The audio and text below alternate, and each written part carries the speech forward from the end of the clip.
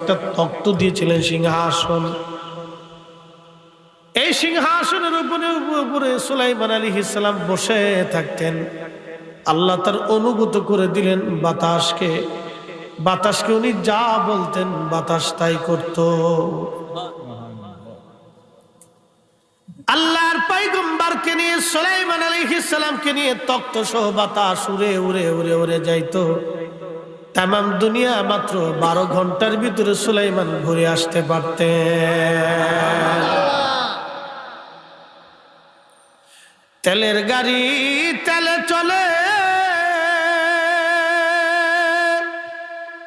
হাওয়ার গাড়ি হাওয়ায় চলে, বিনা তেলে চালাই গাড়ি নবী সুলাইমান, আমরা সেই মুসলমান।